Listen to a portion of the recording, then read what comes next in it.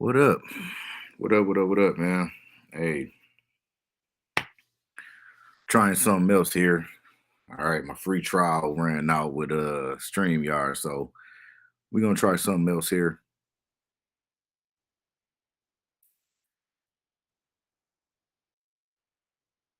We're gonna try something else here, man.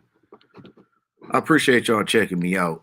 If I haven't said that, um, I just want to right quick talk about Bobby Portis re-signing with re-signing with the Milwaukee Bucks. Listen, I think it was a very good move by the Milwaukee Bucks. I think Bobby Portis added an intensity to that team that they needed. They also brought in Joe Ingles. I'm not sure how I feel about that one. I think Joe Ingles do have a certain level of productivity for real, but I'm just not sure how much he'll be helping a team like uh a team like the Bucks for real.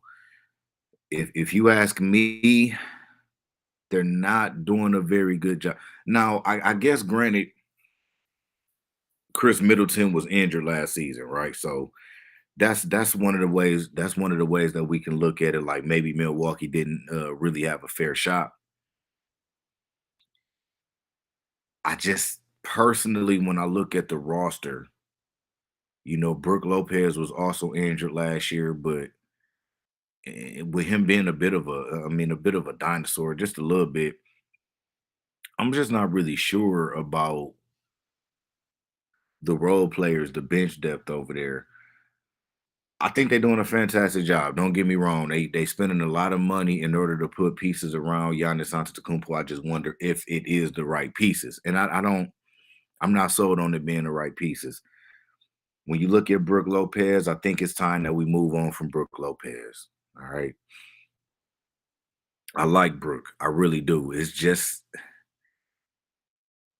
how much does he really help that team for what they need? Now, we talking about a rim protector. We talking about a dude that don't have no athleticism. His hoop game was never based off of athleticism. So maybe with him getting older, it's not really that big of a deal for real. But to me, if I'm the Milwaukee Bucks, I'm starting to look at my other options. I'm starting to look at what can we do to put better talent around Giannis Antetokounmpo. Now, what you don't want to do is allow somebody like Brooke Lopez to get too old or to have another season where he get hurt because now we taking away his trade value. Now he has no trade value. And let's just look and see real quick how many years do Brooke got left on his contract? Let's see. Let's ask Spoke Rack. Spot Rack, Spoke Track. And let's just see what we got going on here. Give me a second. We got NBA, Milwaukee Bucks. Yeah, see, that's just crazy. Okay, so Brooke Lopez is definitely it's a lower value for his contract. Oh man.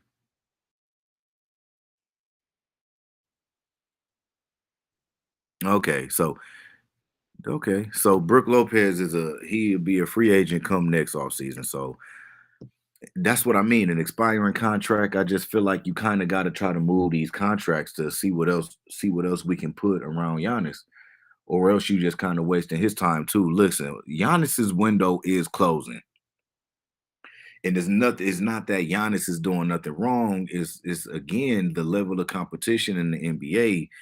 It's just steep, man. On every single team, you got one, possibly two players who can get you 50 points. That's just being real. If you look at every team in the NBA, they have at least one player who can get you 50 points. Now, some of the best teams have two players. Even some of the bad teams have two players, right? So if you look at what a lot of these guys are able to do through the draft and free agency, opening up cap space, listen, certain teams will not be in the same position. I even actually like the direction that the Houston Rockets are headed in. I don't think that they'll be in like playoff contention no time soon or nothing like that. But you look around the league at a lot of these other teams, somebody like San Antonio who might be on their way. Like obviously they in complete real rebuild mode. But how much time do you have if you're Milwaukee to how much time do you have until these other teams start taking off? Until Orlando find whatever it is that they need, until the Knicks find whatever it is that they need. We know that they just signed Jalen Brunson. We know the Detroit Pistons is on the way to the East. We know they on the way to the East. So when you're looking at all these other teams, I think the time is now for the Milwaukee Bucks to make a move. I think that Brook Lopez has an expiring contract, and maybe you should do something with him and Grayson Allen. Outside of that, it's just not really much bench depth for real, for real. I think Pat Connaughton is coming back. I'm not sure actually. Let's see. Let's see what's up with Pat. Let's see if it's a cap hold on Pat or if he is just flat out okay. So Pat is here, and again, that's only $5 million. But this is it's stuff like this. So we got Jeff Teague on the books. We got we got George Hill on the book. We have Pat Connaughton on the books. We have Grayson Allen on the books. Outside of Bobby Portis, Chris Middleton, and Drew Holiday, and these are starters in my eyes. Now, Bobby Portis only started because Brook Lopez was out. So in like Brook Lopez's absence, Bobby Portis will come in. But Bobby Portis is a starter.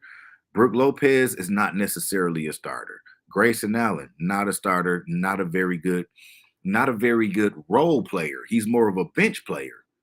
All right. And that's not a knock towards Grayson Allen. I like Grayson Allen. I like Pat Connaughton. But it's a difference between a bench player and a role player. You understand what I'm saying?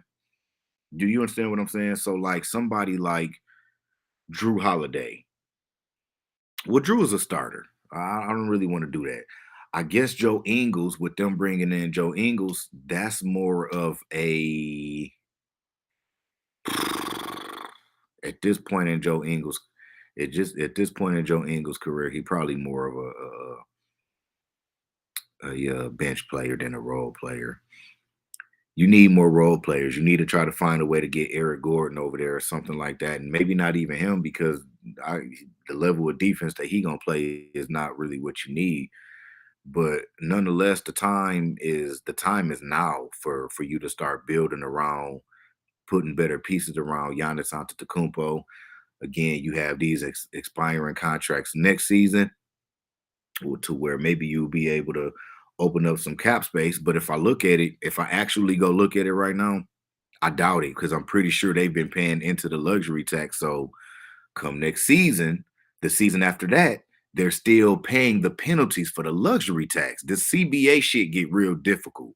The contracts and the money, it get real difficult. Now, if you were expert at 2K like I am, all right, I've been busting ass in 2K since you've been wearing diapers. So it's a little easier for me to kind of understand what's going on with these contracts. You feel me? Between actually reading up on the situations and being as nasty as I am in 2K, man, I got a little bit of expertise with these contracts, a little more than the average motherfucker running around here at least.